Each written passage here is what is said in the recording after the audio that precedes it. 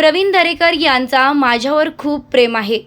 त्यांच्या मनातली गोष्ट ही त्यांच्या ओठावर आली. नाथाभाऊ मुख्यमंत्री व्हावा ही सर्वांची इच्छा होती, मात्र या इच्छेला मुरड घालून त्यांना दुसऱ्याला पाठिंबा द्यावा लागला. केवळ दरेकर नाही तर भाजपमधल्या अनेकांच्या तोंडून भाषण करताना एकनाथ खडसे यांचं नाव हे येत राहतं. मनात इच्छा असल्याशिवाय कुणाचंही नाव हे येत नाही. नाथाभाऊला परत घेऊ आग्रह एकट्या दरेकर यांचा नाही तर पूर्वीपासून सर्वांनाच आहे. मात्र प्रवीण दरेकर यांनी देवेंद्र फडणवीस आणि गिरीश महाजन यांचा सल्ला घ्यावा. प्रवीण दरेकरांचं माझ्यावर खूप प्रेम आहे आणि ते प्रेमापोटी असं बोलले असतील आणि त्यांच्या मनातली जी गोष्ट आहे ती त्यांच्या ओठामध्ये आली. यापूर्वी नाथाभाऊ मुख्यमंत्री व्हावा ही या सर्वांचीच इच्छा होती, पण नाईलाजानं त्यांना या इच्छेला मुरड घालून दुसऱ्याला पाठिंबा द्यावा लागला.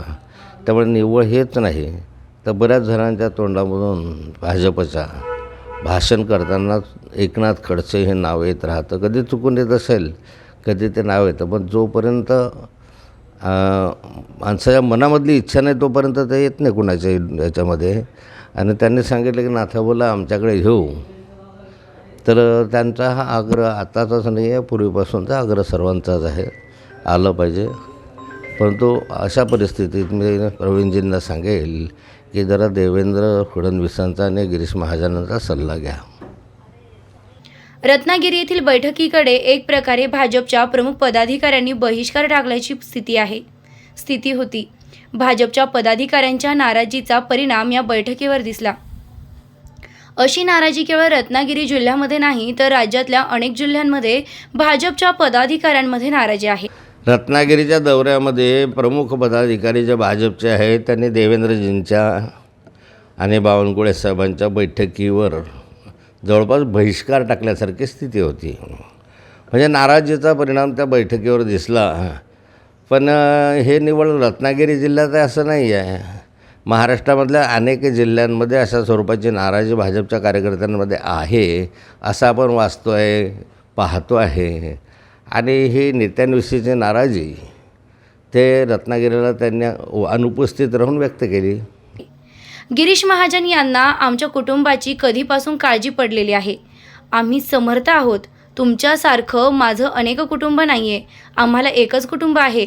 गिरीश महाजन यांना खडसे कुटुंबाची ॲलर्जी आहे. माझ्या जीवावर मोठा झालेला हा माणूस आहे. मीच याला पुढे आणण्यासाठी मदत केली. एक सामान्य शिक्षकाचा मुलगा मंत्रिपदापर्यंत पोहोचला आणि अमाप संपत्ती जमा केल्याचा त्याला माज आला आहे. हा परिणाम आहे. गौणखाणीत हा हायवेच्या ठेकेदारानं काढलेला आहे. नाथाभाऊनं जर गौण खनिज विकलं असेल किंवा चोरी केली असेल तर हे कुठे टाकलं, गिरीश महाजनांनी ते शोधावं. एवढं मोठं गौण खनिज नाथाभाऊंनी चोरले असेल तर कुठेतरी टाकलं असेल ना. मग सरकार म्हणून तुम्ही शोध घ्या ना. जे व्हायचं आहे ते न्यायालयात होईल. एका राजकीय दबावामुळे आकसापोटी हे राजकारण सुरू आहे. याच्यामध्ये तथ्य नाही, हे लवकरच समोर येईल आणि ते लवकरच समोर यावं यासाठी आमचा प्रयत्न आहे. असं आहे, गिरीश महाजनांना खडसे कुटुंबाची ॲलर्जी आहे आणि खरं म्हणजे माझ्या जीवावर मोठा झालेला हा माणूस आहे. मीच पुढे आणण्यासाठी याला मदत केलेली आहे. एक सामान्य शाळा मास्तरचा मुलगा मंत्रिपदापर्यंत पोहोचला आणि अमाप संपत्ती त्या माध्यमातून जमा केली, तर माज झाल्याचा हा परिणाम आहे. आता या ठिकाणी गौण खनिजाचा जो विषय आहे, तर गौण खनिज जे काढलेलं आहे ते हायवेच्या ठेकेदाराने काढलेलं आहे. त्यानेच रॉयल्टी काढलेली आहे, त्यानेच परमिट घेतलेलं आहे आणि अतिरिक्त जर काढलं असेल त्याला तो जबाबदार आहे.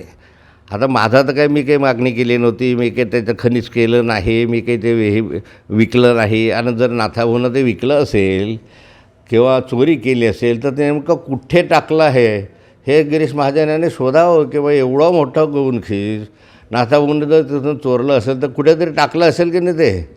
मग सरकार म्हणून तुम्ही याचा शोध घ्या ना. उगाच काय हे करत राहत आहे. जे व्हायचं आहे ते न्यायालयामध्ये सिद्ध होईल. राजकीय दबावामुळे आणि एका आकसापोटी आम्हाला हे छळणं सुरू आहे. ह्याच्यामध्ये तथ्य नाही हे आपोआपच लक्षामध्ये येईल आणि हे लवकरच लक्षात येण्याचा आमचा प्रयत्न आहे.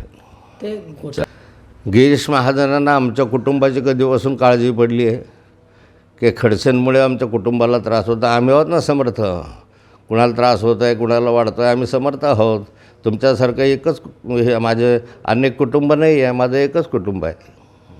मुख्यमंत्र्यांकडे बैठक झाली, मात्र या बैठकीत केवळ बाजूची चर्चा झाली. कोळी समाजाच्या मागण्यांबाबत कुठलाही निर्णय झाला नाही. त्यांना न्याय मिळाला नाही म्हणून कोळी समाजामध्ये मंत्र्यांविषयी रोष आहे. हाच रोष मंत्री गुलाबराव पाटील यांच्यावर व्यक्त केला. ज्या ज्या पक्षांनी कोळी समाजाला मदत केली नाही त्यात पक्षावर निवडणुकीमध्ये कोळी समाज बांधवांचा रोष व्यक्त होईल. आदिवासी कोळी समाजाच्या मागण्यांबाबत केलेल्या आठवड्यात मुख्यमंत्र्यांकडे बैठक झाली, मात्र या बैठकीत मागण्यांबाबत तोडगा निघालेला नाही.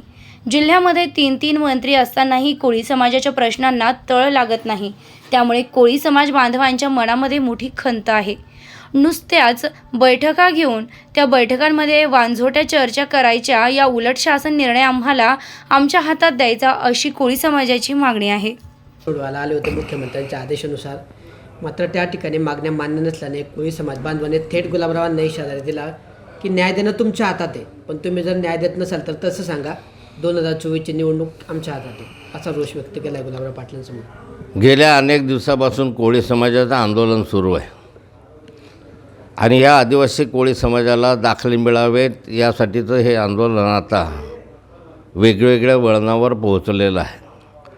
मागच्या आठवड्यामध्ये माननीय मुख्यमंत्र्यांबरोबर यांची बैठक झाली, पण त्या बैठकीमधून फारसा निष्कर्ष काही निघाले नाही आणि फार न्याय कोळी समाजाला त्यामध्ये मिळालेला नाही. या जिल्ह्यामध्ये 3 मंत्री आहे.